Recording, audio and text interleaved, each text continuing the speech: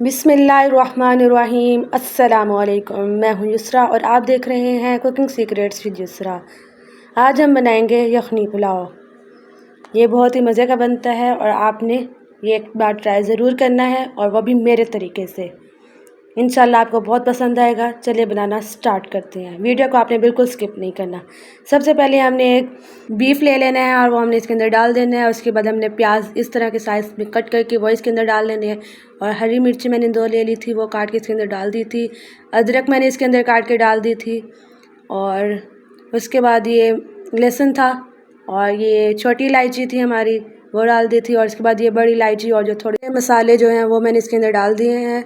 और उसके बाद मैंने इसके अंदर 1 टीस्पून नमक डाल दिया। उसके बाद ये मैंने धनिया पाउडर इसके अंदर 1 टीस्पून डाल दिया है। और उसके बाद इसके अंदर मैंने तकरीबन 2 गिलास पानी इसके अंदर मैंने डाल दिया है, और इसको मैंने अच्छे से मिक्स कर लिया है।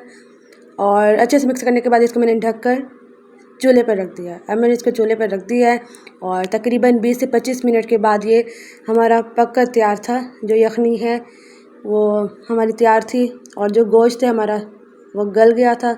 तो हमने इसको निकाल लेना है, गोश्त को हमने निकाल लेना है। और जो ये गोश्त को मैंने साइड में निकाल लिया, और जो यखनी है उसको हमने छन्नी से छान लेना है। उसके बाद हमने फिर ऑयल डालना है इसके अंदर, और ऑयल डालने के बाद इसके अंदर मैंने 2 बड़े साइज़ के प्याज काट लिए थे, वो इसके अंदर डाल दिए हैं मैंने। और इसको मैंने अच्छे से फ्राई कर लेना है। जब ये हमारे फ्राई हो जाएंगे तब हमने इसके अंदर अदरक लहसुन का पेस्ट मैंने ऐड किया है, और इसको मैंने मिक्स कर लेना है अच्छे से। जब इसको अच्छे से मिक्स कर लेंगे तब मैंने इसके अंदर ये जो है हमारे खड़े मसाले वो मैंने इसके अंदर ऐड कर दिए हैं। और ये ऐड करने के बाद मैंने इसके अंदर मिर्चों का पेस्ट बना लिया था, वो इसके अंदर मैंने डाल दिए हैं, और इसको हमने अच्छे से मिक्स कर लेना है। जब ये हमारे अच्छे से मिक्स हो जाएंगे तब मैंने इसके अंदर ज़ीरा डाल दिया है। और उसके बाद ये हम अपना जो हमारा गोश्त है वो इसके अंदर डाल देना है, और हमने गोश्त को तकरीबन 10 से 15 मिनट के लिए हमने इसको भून लेना है अच्छे से। जब इसको हम अच्छे से भून लेंगे तब हमने इसके अंदर ये मैंने धनिया पाउडर इसके अंदर डाल दिया, और उसको भी मैंने मिक्स कर लेना है।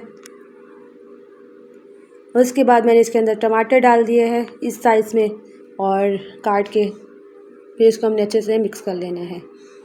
जब इसको मिक्स कर लेंगे तब मैंने इसके अंदर 1 टीस्पून नमक ऐड कर दिया है, क्योंकि नमक हमने यखनी में भी डाला था, तो अगर कम लगेगा तो हम बाद में डाल लेंगे।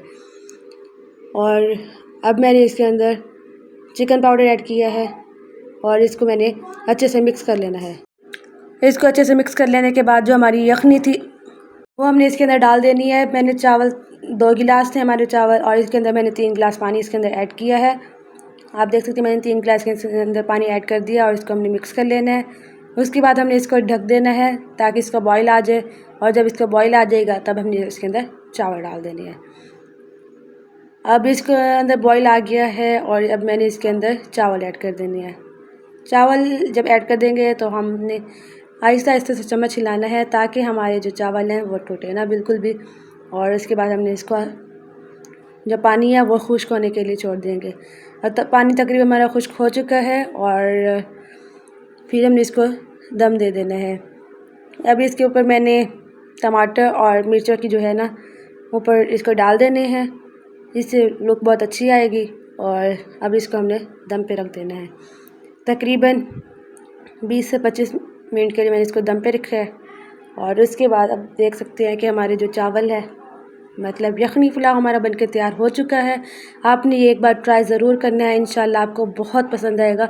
और वाकई में ये बहुत मज़े का बना था। वीडियो अगर पसंद आई हो तो वीडियो को लाइक करें, चैनल पर अगर न्यू है तो चैनल को सब्सक्राइब करें, क्योंकि मैं आप लोग के लिए ऐसे ही कुकिंग की वीडियोज़ बनाकर लेकर आती रहती हूँ। तो मिलते हैं नेक्स्ट वीडियो में, तब तक के लिए अपना बहुत सारा ख्याल रखें और चैनल को ज़रूर सब्सक्राइब कीजिएगा। अल्लाह हाफिज़।